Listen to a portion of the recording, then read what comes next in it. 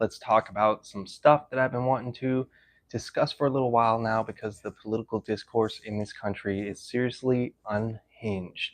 And after events that unfolded today, I think one of the most telling things is actually the response to the events on both sides of the political aisle. So I want to discuss a little bit of these reactions, and I think how we should be communicating the things that we feel and maybe trying to hone in on the things that we feel so that we're not being disrespectful and further inflating the tensions between the two sides, which seem to be at an impasse right now, and things seem to be in a bad way in our country overall.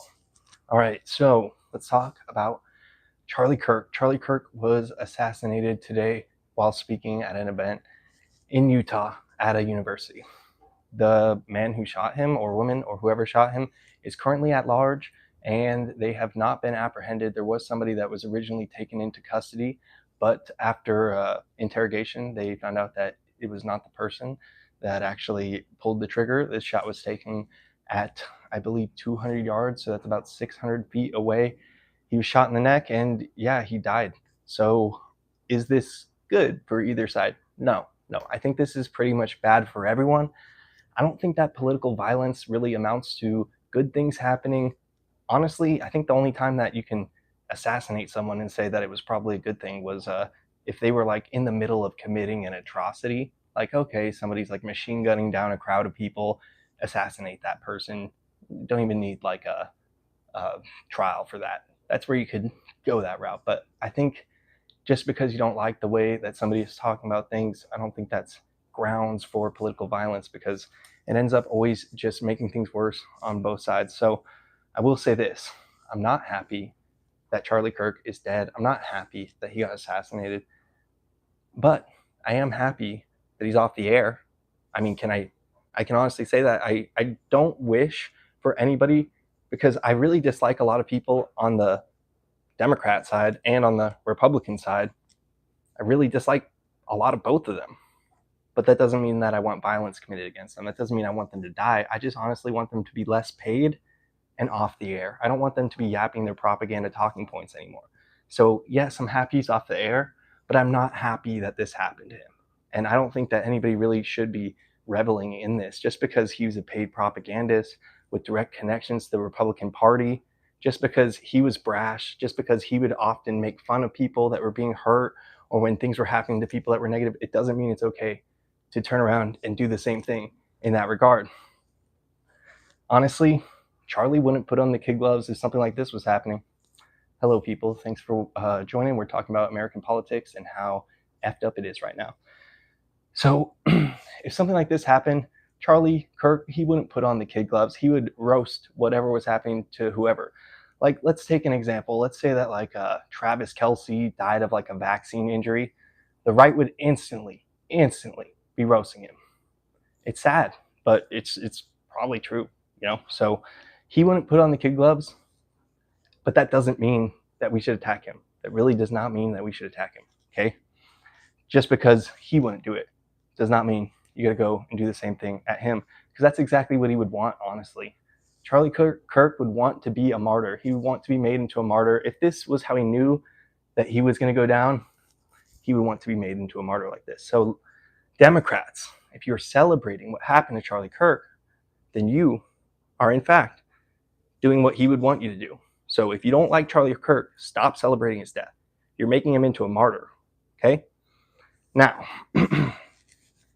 right wingers, for you all pearl clutching and saying that like you condemn political violence, I can think of a lot of instances off the top of my head where if the violence is being committed against the side that you don't like, you're all for it. Like when that guy had that hammer in Nancy Pelosi's house, it's like, okay, these people are awful. It doesn't mean that they deserve violence against them like this, but this does breach on a larger subject. And it's like, why are people getting pushed to this state? I'm not saying it's justified. I'm just saying if mental health is continuing to unravel, it could be perhaps because the situation has become so dire for so many people.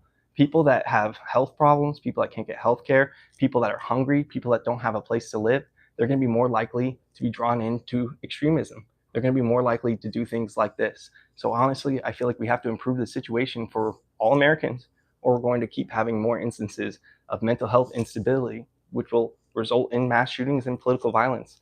And everybody doesn't like it. I'm pretty sure we unanimously agree that we don't like that stuff. So,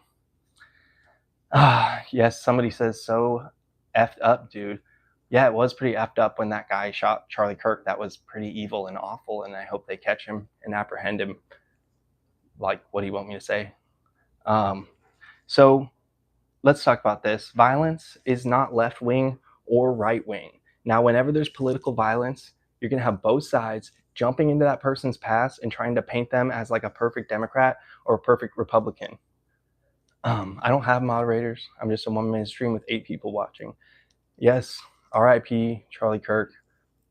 Sure. And to his family, prayers, thoughts and prayers to his family. No one deserves to be taken out like that. Sure.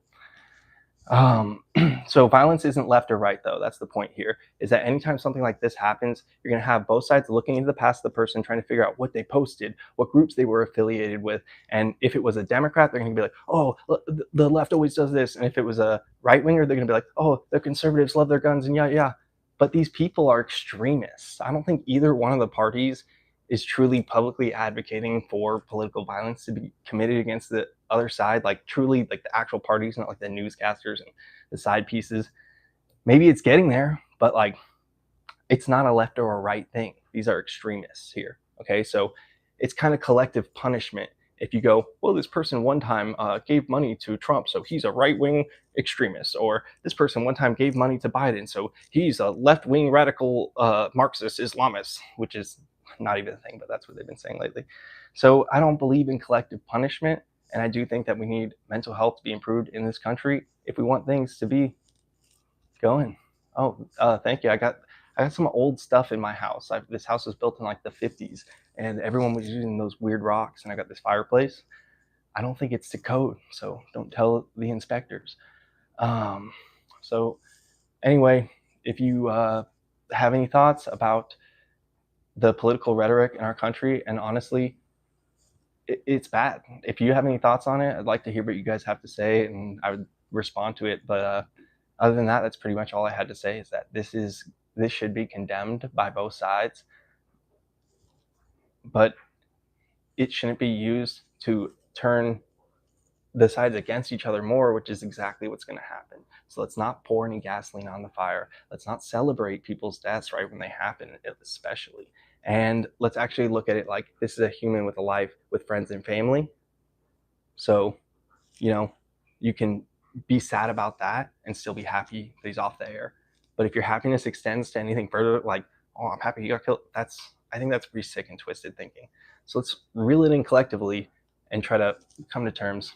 And that's all I have to say about that for now. So till next time, I meant to put a trigger warning that I was going to talk about politics, but it's in the title. So you clicked on it, you got what you clicked on. Stay safe. Peace.